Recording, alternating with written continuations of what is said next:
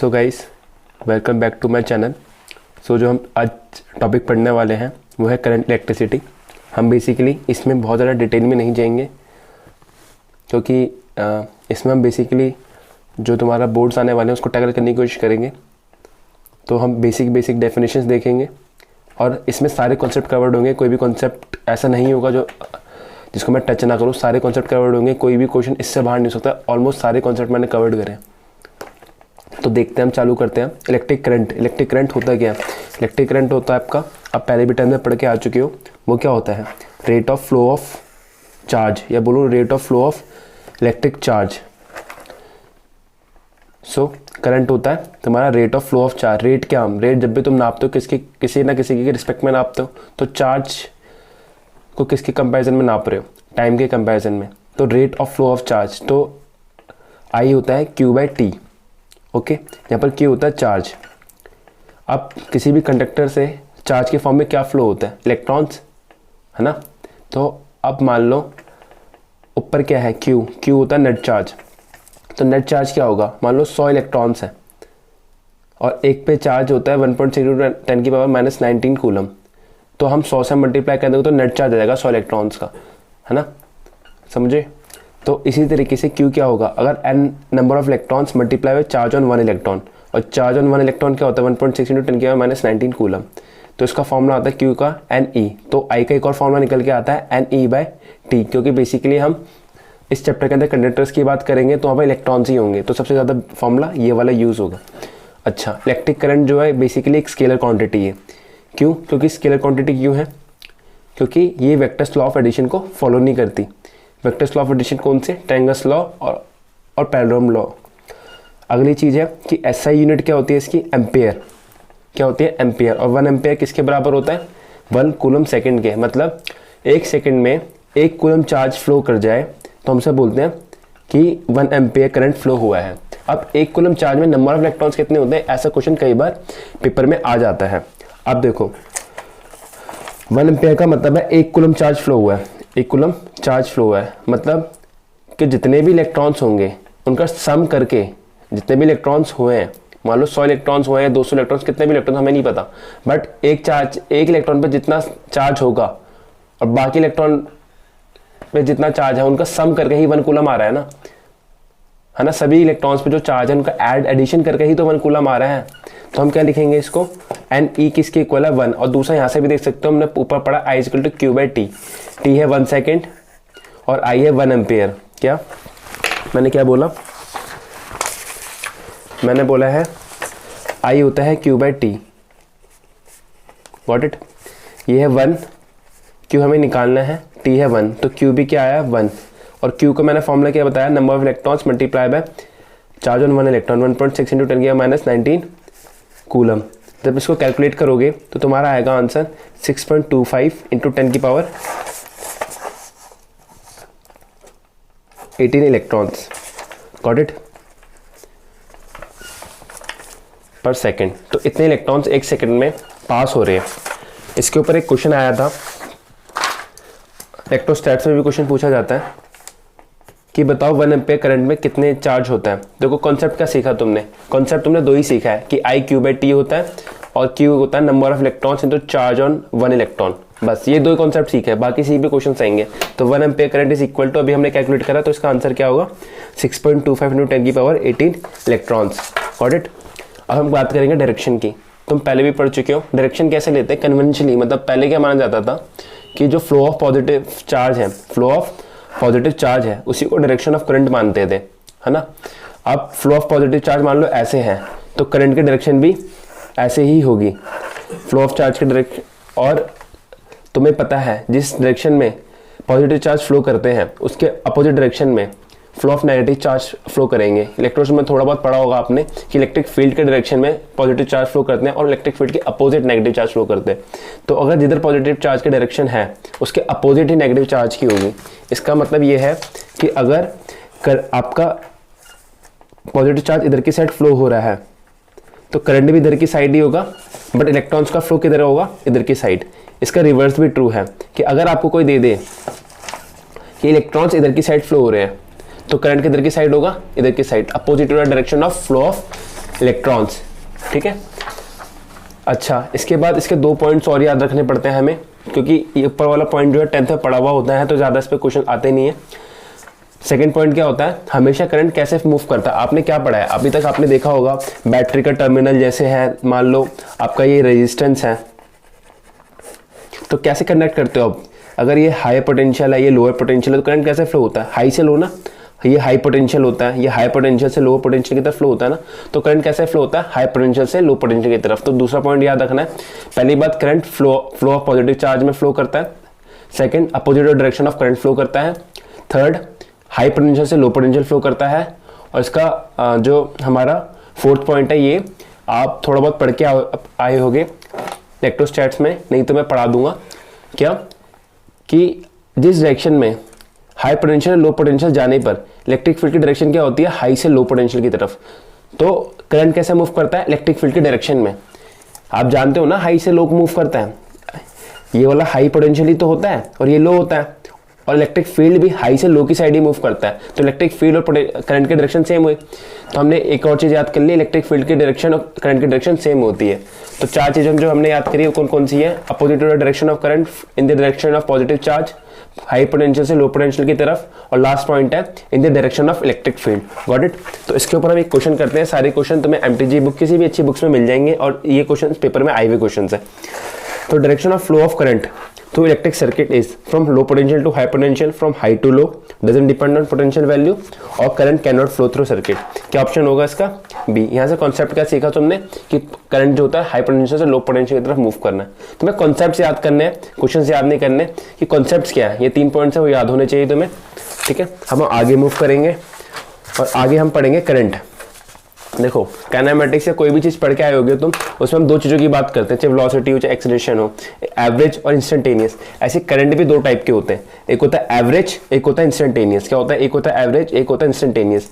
Average क्या होता है, किसी भी टाइम ड्यूरेशन में, किसी भी मतलब 2 सेकंड के अंदर, 3 सेकंड के अंदर या 5 सेकंड के अंदर, इस पूरे टाइम ड्यूरेशन के अंदर कितना करंट, कितना एवरेज करंट फ्लो हुआ है ना, तो हम इसे बोलते हैं एवरेज करंट। और इंस्टेंटेनियस कौन सा होता है कि एक पर्टिकुलर इंस्टेंट में, जैसे एवरेज और इंस्टेंटेनियस को तुम ऐसे समझ सकते हो कि तुम जैसे यहाँ से कोई 10 किलोमीटर चलते हो, बट उन 10 किलोमीटर चलने में तुम्हारी हो सकती है स्पीड बढ़े या घट रही हो, हमेशा कांस्टेंट नहीं रहती। बट हम एक एवरेज ले लेते हैं कि इस स्पीड के आसपास चलेंगे तो हम वहाँ पर पहुँच जाएंगे। बट कोई एट इंस्टेंट पूछ ले, हो सकता है रेड लाइट हो, कुछ भी हो, है ना, तो इंस्टेंट की बात होती है कि इस पर्टिकुलर इंस्टेंट पे क्या होगा। तो इंस्टेंटेनियस के लिए क्या करना है हमें, ये बहुत नॉर्मल, मैंने बहुत सिंपली समझा दिया, इससे ज़्यादा इसे डेप्थ में समझाया जा सकता है, बट हम अभी इतना नहीं जाएंगे। एवरेज होता है delta Q by delta T. Delta Q होता है Q final minus Q initial upon में T final minus T initial, ठीक है। आई एवरेज निकालने के लिए हमें क्या करना है, जब भी हमें आई एवरेज की बात करेंगे तो हमें Q as a function of T देगा। क्या देगा, मैंने क्या बोला, आई एवरेज की बात करेंगे तो हम क्या देगा, हमें हमेशा Q as a function of T, हमें मिलेगा Q as a function of T. जैसे q equal to two square plus 2, कुछ भी हो सकता है, कोई भी फंक्शन हो सकता है। हमें बस यह ध्यान रखना है कि हमें प्रोसीजर याद होना चाहिए। q as a function of t दे रखा होगा, हमें i निकालना होगा, i एवरेज कैसे निकालेंगे, वो है q final minus q initial divided bye t final minus t initial. तो q फाइनल और q इनिशियल निकालने के लिए हम जो q फाइनल निकालने के लिए जो t की वैल्यू दे रखी होगी, t फाइनल की वैल्यू वो पुट करेंगे, और q इनिशियल निकालेंगे जो t इनिशियल की वैल्यू पुट दे रखी होगी वो पुट करेंगे। हमारा q फाइनल और q इनिशियल आ जाएगा। उसके बाद हम क्या करेंगे, नॉर्मली वैल्यूज पुट करेंगे, आंसर पाएंगे। कोई दिक्कत कोई परेशानी यहाँ तक किसी को नहीं होगी, है ना। बाकी किसी को हो तो कमेंट सेक्शन में पूछ सकते हैं। देखो मैंने यहाँ पर अप्रोच भी लिख दिया, पहले q फाइनल और q इनिशियल निकालो, t फाइनल और t इनिशियल को पुट करके फिर कैलकुलेट करो डेल्टा t, है ना। उसके बाद वैल्यू पुट करो, आंसर पाओ, कोई दिक्कत नहीं है यहाँ पर। उसके बाद होता है इंस्टेंटेनियस। इंस्टेंटेनियस जब भी बात करें, कहीं पर भी बात करें, तो हमेशा ध्यान रखना है ना, कहीं पर भी चाहे पावर हो कुछ भी हो, हमें डिफरेंशिएट करना पड़ेगा। क्या करना पड़ेगा, डिफरेंशिएट, ठीक है। जिसको नहीं समझ आया इंस्टेंटेनियस एवरेज में तो कोई बात नहीं, अभी पेपर है, हमें क्वेश्चंस करने हैं सॉल्व, पेपर में मार्क्स आने जरूरी है। याद करो इंस्टेंटेनियस के अंदर ये अप्रोच होगी कि हमें डिफरेंशिएट करना है, और जिस टाइम पे पूछो उसकी वैल्यू पुट कर देनी है। कैसे, डिफरेंशिएट करो विद रिस्पेक्ट टू टाइम और पुट कर दो वैल्यू की टी की at which current is to be calculate, ठीक है।